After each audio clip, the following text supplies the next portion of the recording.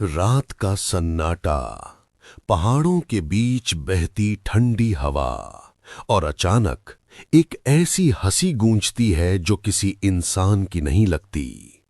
कल्पना करो, तुम एक संकरे पहाड़ी रास्ते पर चल रहे हो, नीचे गहरी खाई, ऊपर अंधेरा आसमान, और तभी तुम्हारे सामने प्रकट होता है एक विशाल अजगर जिसके सिर पर जलती हुई आग लिपटी है और चारों ओर अंगारों की लपटें।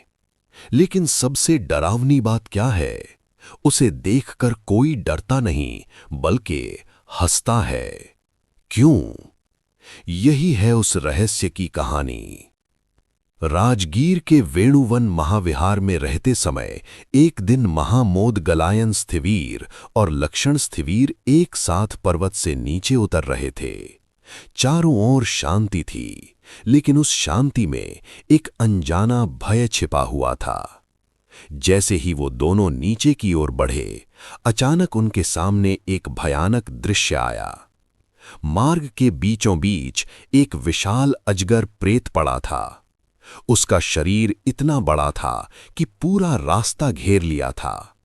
उसके सिर में अग्नि लिपटी हुई थी और चारों ओर अंगारों की लपटें जल रही थीं। वो दृश्य इतना भयावह था कि दोनों के कदम कांप उठे, दिल की धड़कन तेज हो गई, सांसें थम सी गईं। दोनों घबराकर किसी तरह उस अजगर से बचते हुए तेजी से नीचे उतर गए। लेकिन तभी एक अजीब घटना हुई। महामोदगलायन अचानक जोर से ठहाका मारकर हंस पड़े। उस भयानक दृश्य के बीच ये हंसी और भी रहस्यमयी लग रही थी। लक्षण स्थिवीर ने चौंक कर पूछा, भंते, आप हंसे क्यों? महामोदगलायन ने शांत स्वर में कहा, इसका उत्तर तुम स्वयं भगवान बुद्ध से पूछना। अब रहस्य और गहरा हो चुका था। दोनों तुरंत भगवान बुद्ध के पास पहुंचे। मन में एक ही प्रश्न गूंज रहा था, आखिर वो हंसी किस बात की थी? भगवान बुद्ध ने उन्हें देखकर कहा, जिस सर्प को तुम दोनों देखकर आए हो और जिसे देखकर महामोदगलायन हंसे हैं, उसे मैंने पहले ही देख लिया था। क्षण भर के लिए मौन छा गया। फिर बुद्ध बोले, वो अपने पूर्व जन्म में कश्यप बुद्ध के समय एक सेठ के घर में था। उसने 7 बार उस घर को जलाया था और प्रतीक बुद्ध कुटी को भी भस्म कर दिया था। अब सच्चाई सामने आने लगी थी।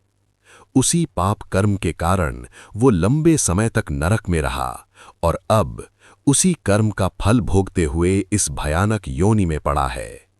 सब कुछ स्पष्ट हो चुका था। वो हंसी डर की नहीं थी, वो हंसी थी कर्म के अटल न्याय को देखकर। और पहाड़ों में गूंजती वो आवाज आज भी मानो यही कहती है, जो बोओगे वही पाओगे।